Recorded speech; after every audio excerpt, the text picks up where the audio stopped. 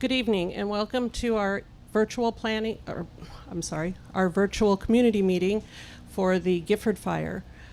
We will be having a presentation and then at the end we will take questions. Hopefully your questions will be answered during the presentation. If you would like to submit a question, you can in the chat on either Facebook or the YouTube channel. Our first speaker is going to be JT Soar, our planning operations.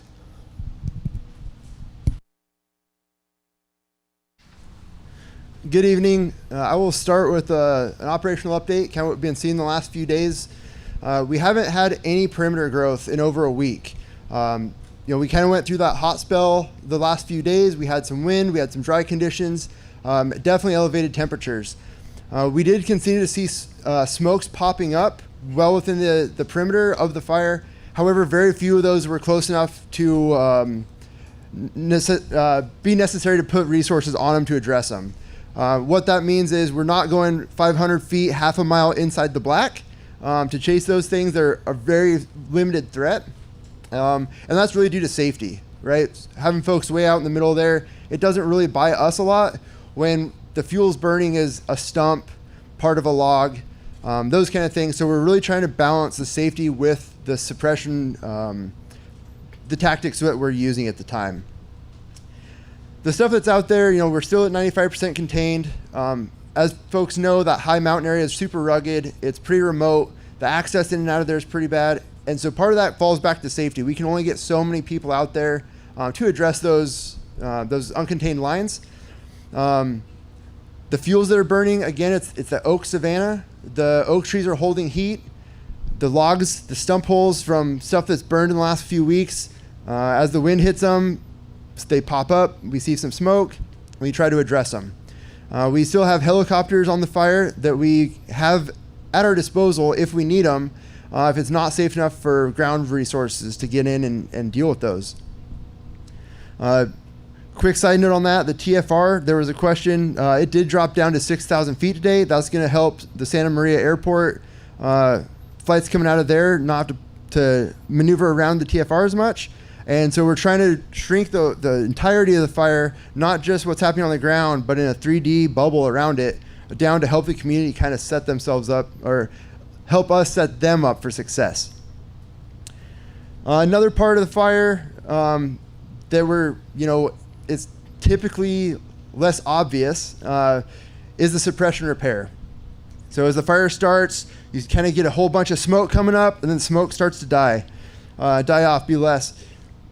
You can think of that kind of bell curve similarly with suppression resources. Our fire engines, our hot shot crews, it starts with a few, we get a whole bunch, and then the fire starts to be contained, and those drop off. As those drop off, now we start to look at our suppression repair. That bell curve, it's offset a little bit behind, but it's very similar. As those suppression resources start to drop down, our excavators, our dozers, our chippers, all that heavy equipment that's going to be used to try to get the repair lines back to as much of a pre-fire look as we can starts ramping up. And that's really where we're at right now. We're kind of in that second bell curve with the suppression repair. We have a lot of folks out there doing really good work to try to get as much as we can to be more of a pre-fire look, if you will. So why do we do suppression repair? Well, we can't go in and repair the black. The burned area, it's black. It's going to be affected for the next time coming forward, weeks, months, years. But what we can do is try to go back in and repair the roads, repair the dozer lines, all that stuff that we kind of man-made to try to control the fire. We want to go back in there and make sure it's not going to erode down the hill when you get rain. Repair the fences that we had to cut to put the lines in where they needed to go. Repair the road, so when you guys want to go back out there and access it to get home or to get to the places you're going to hunt and recreate in, they're not still all torn up from the heavy equipment used and all the traffic that we had to use to get out there. With that, we were kind of the safety aspect of that. Although it's not big and flashy anymore, we do still have a lot of people out there, over 1,000 people. Those folks are still out every day. They're still driving on the roads. They're still mitigating the hazards that are out there, like working with the heavy equipment, those dozers, the excavators, just being out in the heat with very little shade, especially in the burned areas.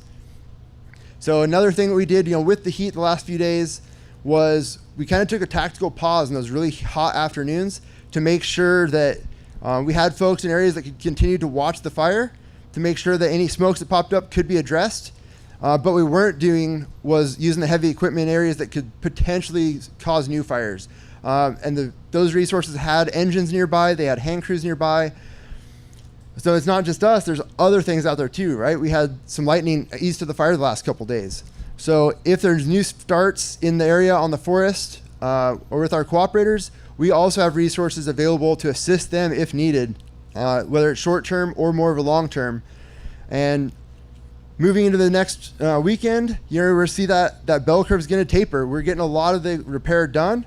We're kind of shrinking down towards the middle of the fire. The stuff on the outside is getting repaired to standards and getting approved. And you'll see less and less folks in your communities just as we start to taper and try to right size the incident. I hope that's answered a bunch of questions. I will be answering some later on. And next will be Jacob Zanker, who's our incident meteorologist.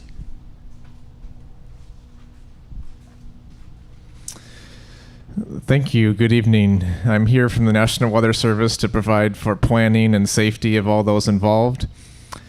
And again, over the last several days, we have had that extreme heat, red flag conditions that's toning down right now. So over the next several days, you're going to continue to see temperatures that are more typical for this time of year, but still hot, low to mid 90s I'm expecting throughout the week.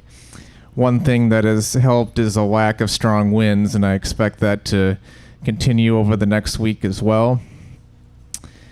These were the hottest temperatures of the season that we saw over the last few days, and then now we're trending a little bit cooler here. And there is going to be that slight recovery in humidity as well, down into the 20% in the afternoon. And like we've seen the last few days, I expect some monsoonal thunderstorms to be visible east of the fire, but avoid impacting this fire itself. The outlook as we head further into next week and into early September looks like continued slightly warmer than normal conditions and mostly dry as well. So a lot of the same as what you're going to see this week. And now I'll go to our fire behavior analyst, Patrick Doyle. Thank you. Good afternoon, everybody. I'm glad you could be here. I'm going to give you kind of just an overview of the fire and to talk a little bit how we got here in the first place, conditions-wise. So overall, you heard Jacob talk about how the weather has been kind of warm and we had these heat spells. But one of the things that I think is a really critical factor is that the fire is fuels limited at this point. So really what it's doing is held within, and every once in a while, there's some spots that it will get into. Infrared has shown that we have isolated heat still interior where the stump holes are existing.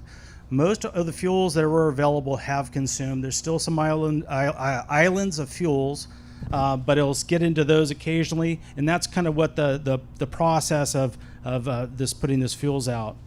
And the reason why I wanted to say is getting to where we're at right now with this condition is over the winter we had probably about 50 to 70% of the normal precipitation that we'd receive for this area. It was forecasted to be above normal. It's been above normal, but we had some elements that helped kind of keep us from going into a really extreme conditions for this time of the year. We had a high and low that we kept moving back and forth into really hot, and then it would cool a little bit, and then get a little bit hot and a little bit cool. We never got the precipitation that we're looking for, so we're still at abnormally dry conditions. The chamise and brush out there, it went into green up in March through April and then dropped down and started drying out in May. So it became very receptive in May, getting down to 50, 60%, which basically any of your live fuels is like a dead fuel. The grass has already dried out. So when this fire started, it started in probably the worst spot it could start is in that canyon and then came up and out. Had a lot of wind to push it. As it got contained, that ability for it to move diminished because it's up on top of the ridges at that point. And as we got more and more containment, it really stopped it. So once this thing was contained over the last week, all those fuels that were still holding heat, they're consuming and they're reducing their availability to be able to move. The one thing I just want to keep in everyone's mind, we're still in fire season for the next 6 weeks. We need to be careful out there because if ignition gets out there, the fuels are still very receptive. The ones, the tens of hundreds, which you can think of it like as grasses, pencil-sized sticks to bigger pieces of wood. A lot of the material is very receptive at this point. It'll be about September, end of September, going into October. If we're lucky, we'll get some precipitation that'll come in, start cooling things down, and then also you'll get shorter day lengths that'll contribute to that. What I've been seeing with this year so far too, you're still probably going to get a little bit of oscillation in those hot days and cool days. So even though we're getting nighttime RH recoveries, which Jake was showing us, that's kind of helped really moderating stuff in the area, expect that we're going to have some of those in the future. They're not doing that. So with that, I'm going to go ahead and transition this over to Michael Papa, the Burned Area Emergency Response Team leader.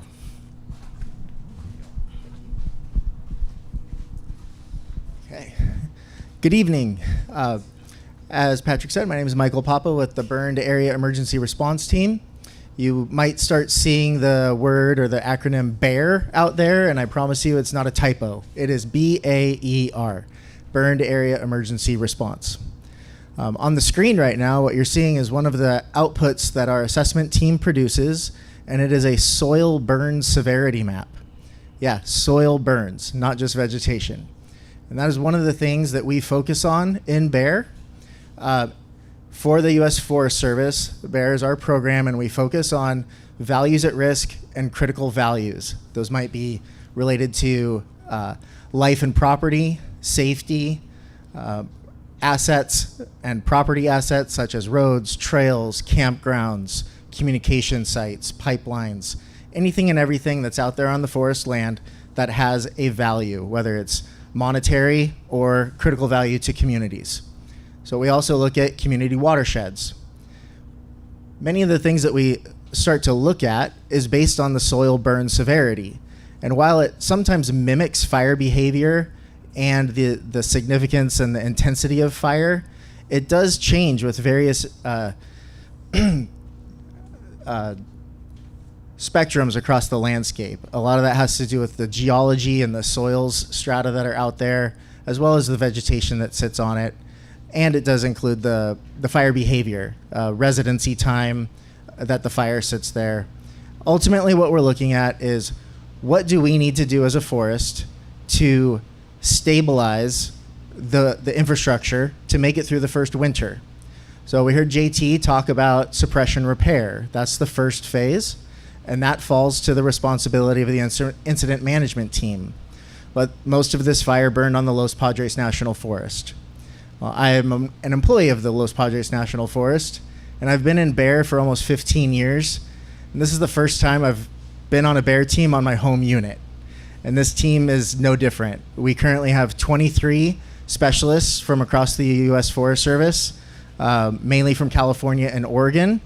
Many of them are stepping away from their day jobs to come in and do this assessment to see what, if anything, the forest needs to do to stabilize our infrastructure to make it through that first winter for that stabilization.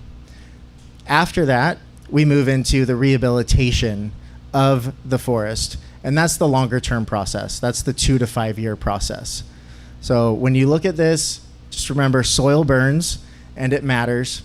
The higher severity burns are going to be in the red, orange, and then yellow moderate, down to blue being low severity. We're going to focus treatments in those higher severity burn areas that are associated with critical values and have a value at risk that needs protecting in some way, shape, or form. We look at 3 tiers of treatment, the first being natural recovery, the second being a closure or a limited restriction to access to the area, and then finally, if neither of those two meet the objective, we will look at some sort of treatment to stabilize the environment or the infrastructure.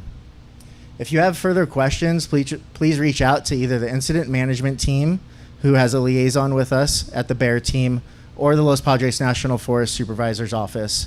We'd be happy to provide more information to you or provide information such as the soil burn severity map. Thank you. It is also my pleasure to introduce Commander Arauza with the San Luis Obispo County Sheriff's Office. Thank you. We have lifted the evacuation orders. However, some warnings still remain for the reports you've already heard before me for public safety. Those of you who remain under warning, just be aware that we still have fire personnel working. We have a lot of equipment out there, as well as we have and will continue to remove some of the signs for the county roads. That said, just be aware that recreation is still closed for some of the parks, and you'll hear a little more about that.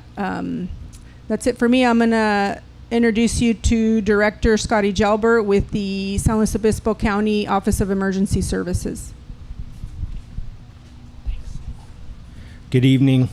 Our office continues to work with all the outside agencies in support of the incident, such as Caltrans, CHP, County Parks, and Public Works.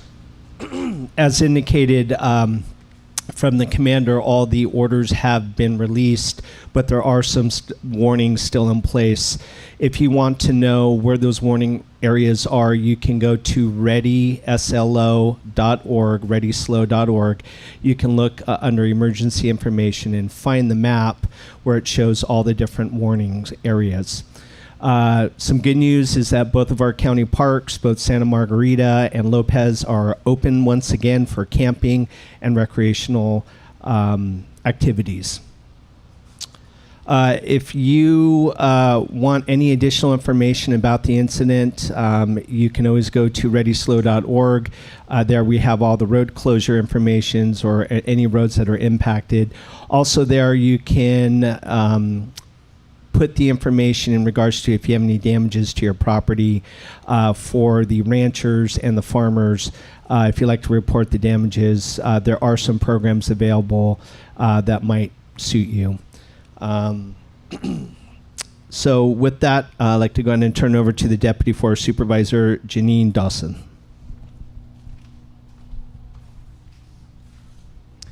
Good evening. Thank you very much for joining us tonight.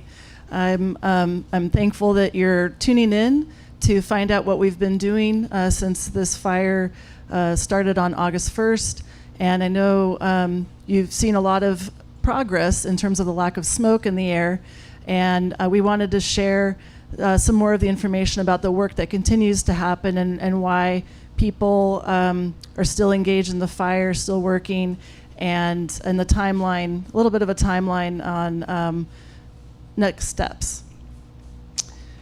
So you heard a little bit this evening about the work that's ongoing from JT and the fire behavior potential from Patrick and the weather from Jonathan. But I wanted to share, putting all these things together, there's still a lot of potential out there. And we have over, as we heard, over 1,000 personnel out there right now in very steep, very rugged country. And they're doing their very best to put the condition back to the place as close as possible to before we all became engaged in the fire. But that takes a lot of work. We've used an incredible amount of heavy equipment, including the bulldozers and excavators, and it's fairly easy to make those lines and everything out on the ground, and it's a little more complicated to put them back to a place that when everyone leaves, the ground conditions are such that they're given an opportunity to heal and given conditions that will help promote healing and restoration of the vegetation and ecosystem out there with hopefully minimal impacts to the soils and the natural condition out there. But right now, it's critically important that even though the evacuation warnings and orders have been lifted and are continue to change, that people respect the forest fire closure area. And it's referenced on this map with the hashed marks, these brown hashed marks. This black line shows the fire perimeter, and the yellow shows where the evacuation warnings are still in effect. But you can see there's a large portion that's even outside of the fire perimeter that's currently under the closure area. And we've worked to reduce that fire closure area over this weekend. Over this weekend, we opened up the area that was west of Highway 101, so it's open again for people to come in and recreate and enjoy. Because in conjunction with the team, we determined that this fire is very unlikely to go over there, and the risk to public safety was such that we could release that. And we're very pleased to be able to do that. It's our goal to get people back out into the national forest. I know there's a lot of uses that are happening that people want to do out there, things they want to check on, special places, and you'll get there. But right now we need to prioritize firefighter safety and public safety by keeping the area closed so that people can complete that work and do it in a safe manner and not have additional hazards to contend with people coming in, looking at things, and potentially getting into a tough spot where they might be injured or killed, or a firefighter may be injured or killed. I just want to share that in addition to the care that you have for your fellow person out there, there are consequences, financial consequences, if you are caught in the area and receive a ticket. It could be fines of up to $5,000 per person, $10,000 per organization, and/or up to 6 months of jail time. And so I just ask for you to understand, practice a little more patience, maybe look and explore at other places that are open for you to go enjoy your national forest, or other types of public lands like BLM or Park Service or county lands, and give us a little more time to work on that to make it safe for you to go back in there. With that, I appreciate the time, and I'll turn it over to Incident Commander for Team 8, Michael Page. Thank you, Jeannie. Good evening, everybody. My name is Mike Page. I'm the Incident Commander for California Interagency Incident Management Team 8.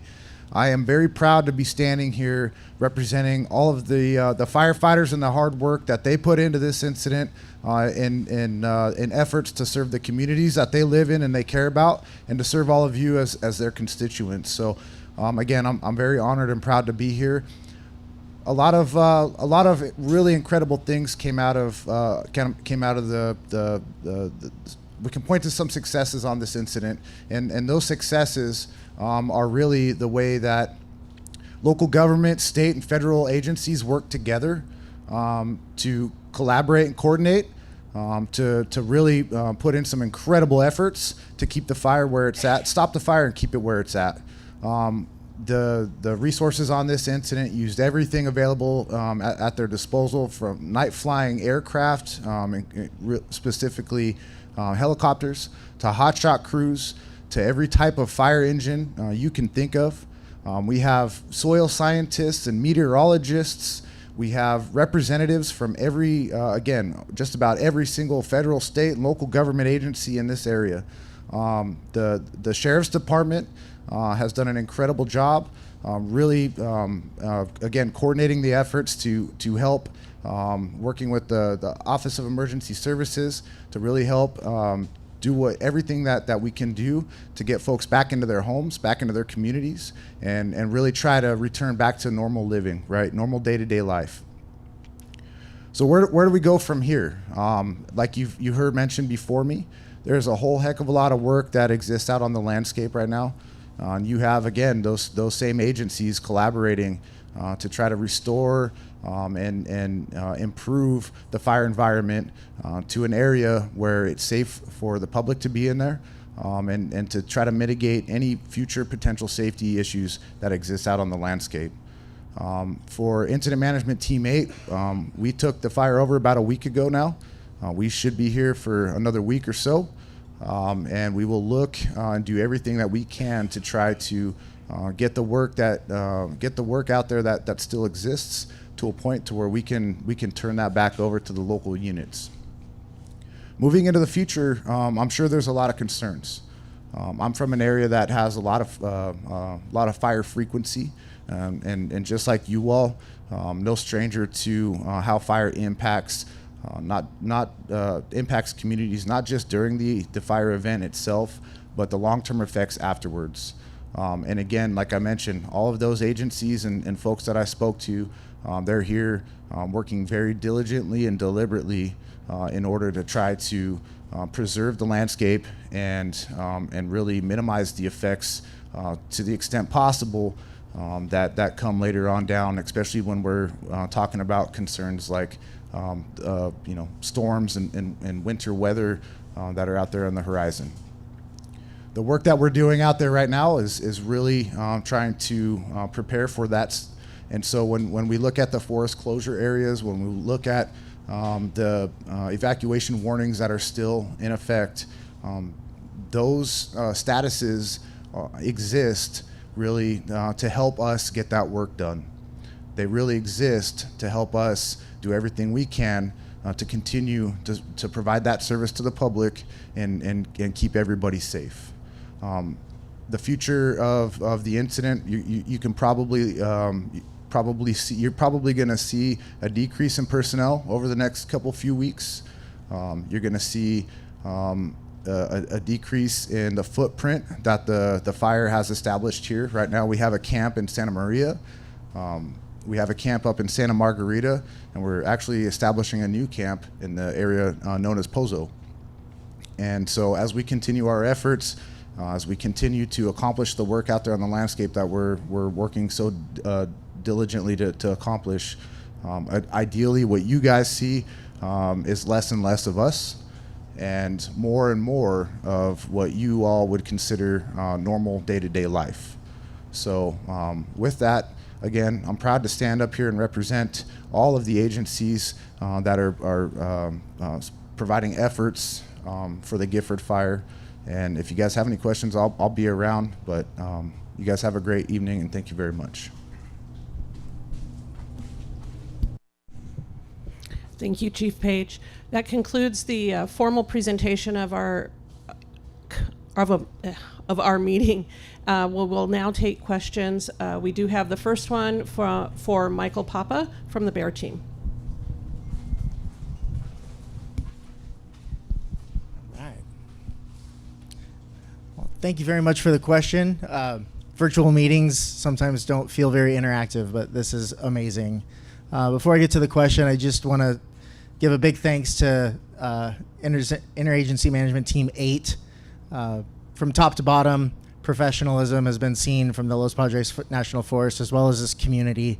I think it's important to realize agencies from all over the place are supporting this, but being out there, I've had conversations with San Luis Obispo City Fire Department employees and 5 cities fire authority out there. Like, this is your community taking care of your community.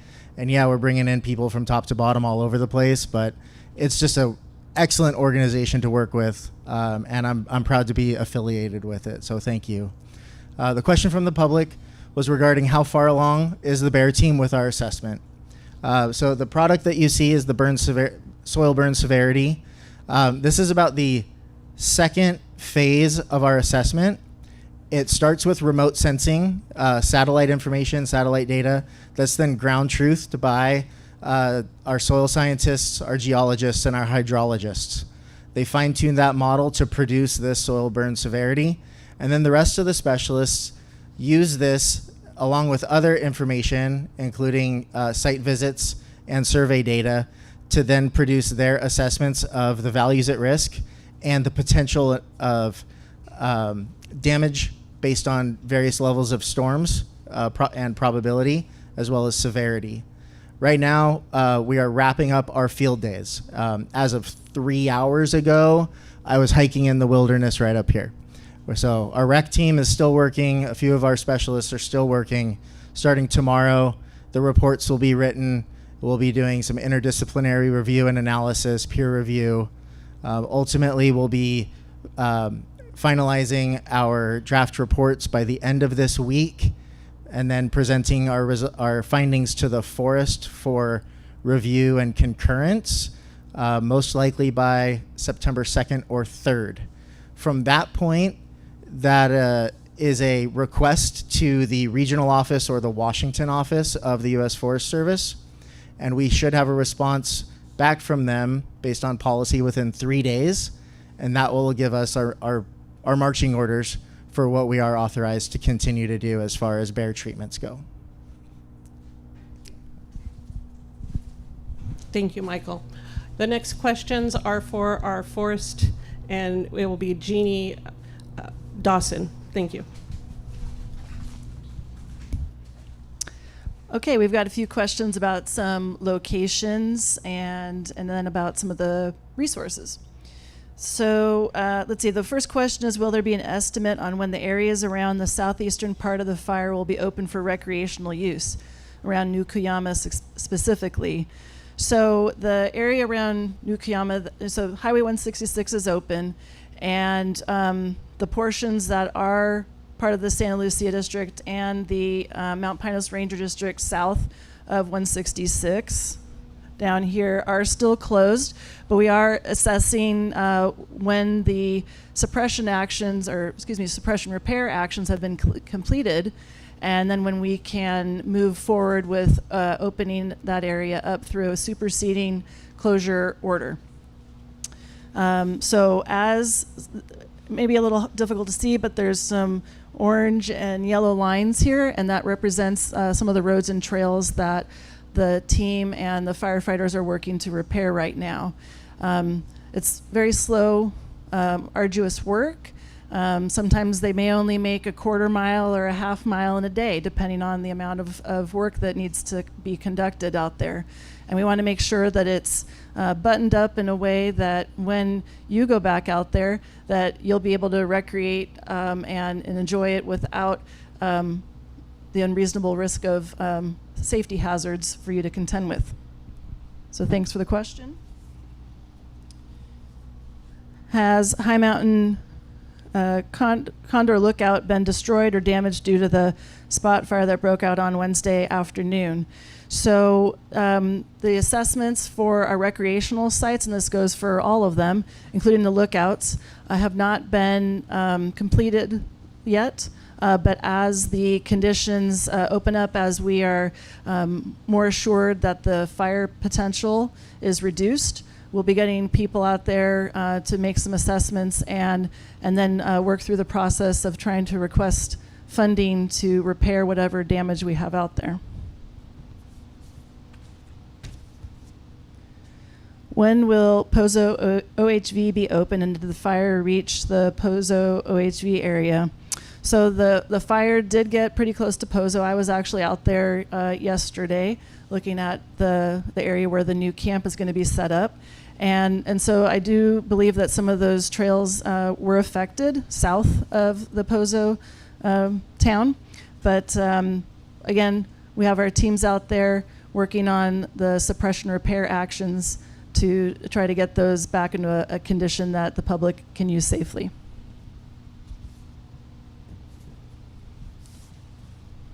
Is Figueroa Mountain Road open, and is the Los Padres Forest open in that area yet? So the answer again is no. It's part of this southern, it's off the map here, but it's still closed. And again, we are assessing that and hope to open that in the next closure order as that comes out. Don't have a set time on that yet, but stay tuned. Monitor our websites for the latest information. Has a no hunting zone been established? Will fines be increased if hunters are caught hunting in the evacuation zones or forest closure areas? So hunting, recreating, driving, hiking in the forest closure area is not allowed right now due to the safety hazards. And so again, those fines are $5,000 per person, $10,000 per organization, and up to 6 months in jail. And and again, the threat to firefighter and public safety. There's not. We do have law enforcement out there patrolling and staffing the gates to be there if public decides to see if they can go in there. Just ask for everyone's understanding and patience. And the last question is, what types of sensitive sites are under hand crew protection? So I believe this question is addressing how are we going in after the suppression actions are completed and protecting those special resources out there like streams and potentially threatened endangered species habitat, sensitive plants, and those types of things. And so, and meadows, although I don't know if we have very many in that area. But we have a team of resource advisors, including archaeologists that are going out there, people that are experienced in looking at the conditions in which the fire suppression actions have left the forest and determining what is needed to be able to stabilize and or repair, move back into place. The material out there, maybe it's the brush, maybe it's rocks, maybe it's dirt, to try to get it back to the state that's closest to what it was before fire suppression activities happened. And I want to just point out that, the areas up here and down here where the fire perimeter didn't occur, those were areas that the previous team, when they were working on the fire suppression before, they weren't, they wanted to make sure that they had buffers, that they had opportunity to adapt to the changing, very dynamic conditions that were out there that we all saw, from the smoke in the sky. And so they had put in several contingency lines in these areas to try to have a backup plan in case their primary plan they were using wasn't successful. Again, trying to make sure that they could catch us at the smallest footprint. And so those things need repair too. And but we are prioritizing. We've asked the team to prioritize working in the south to try to open that up, and then to gradually shrink this down to be able to get it back into the fire footprint. Thanks. Thank you. Next, we have JT Soar.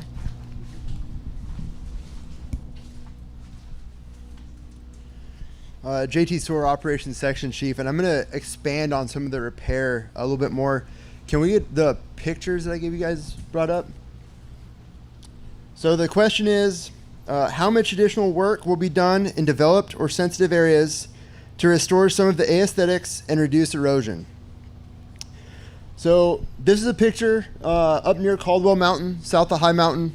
And in this picture, what you're seeing is, the burned area. This kind of looking to the south down a main ridge line. It's got a road on it. It's got this big fuel break that was created with bulldozers. And then behind that, you're seeing the red stripe. And of course, that's the retardant drop from the airplanes. So this is a really great example of a spot that's had, a lot of different tactics used to ensure that it stays in the spot. But what we also see here is a lot of potential damage, potential long-term damage. So we want to talk about, what are we doing to make this so it doesn't look like a big parking lot all the way around the fire? So we go to the next picture. So in this picture, we talked a little bit before about using heavy equipment. So what you can see here, there's two bulldozers. The upper one is, you're kind of looking upslope, and they're creating water bars. So those water bars are going to create a spot for, when it rains, hopefully soon. It'll run a little ways, it'll catch those ditches and run out into the vegetation off to the side. What that's going to do is keep this whole slope from just washing away down the hill and creating a big gully. The lower dozer is pushing brush back in a little bit flatter area, and when they're done, this whole thing will have the brush pushed kind of scattered back on it. But by pushing that brush back in there, they're creating microclimates, microenvironments on the dirt.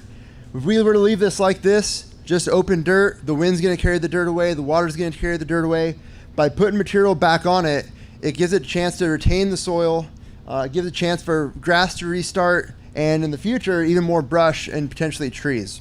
So replacing the brush like this and minimizing that erosion is really good. And we're still going to see the dozer lines down the ridges for the next probably couple years, but hopefully that will help to create that aesthetic and bring it back. And the next picture. So we talked earlier about building fence and repairing fence. This is not along a road. We're going up that ridge again. It doesn't have the water bars. It hasn't had brush pulled back over it, but you can see the types of things that we're looking to repair better in this picture. Next one. So, bulldozers are great, but if you're on steep ground or there's a lot of material to be brought back onto the line, excavators, using their thumb in their bucket or some sort of grapple is really handy to pull that stuff out, especially on steep slopes. We'll take the next one. And then finally, if we can't get heavy equipment in an area, we'll have hand crews out working. So they're literally pulling the brush from the unburned side back into the fire line, and they've got shovels. They're trying to make sure that stuff's tamped down into the ground. It's not just going to blow away or wash away. All the folks that are doing this are working really closely in conjunction with those resource advisors that were just mentioned.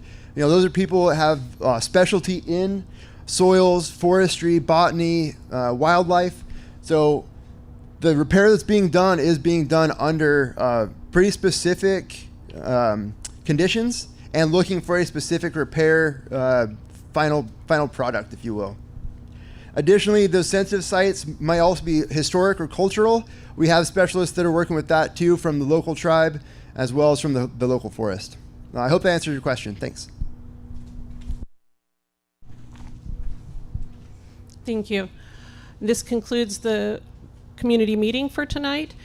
We would like to thank all of our speakers and the public for joining us.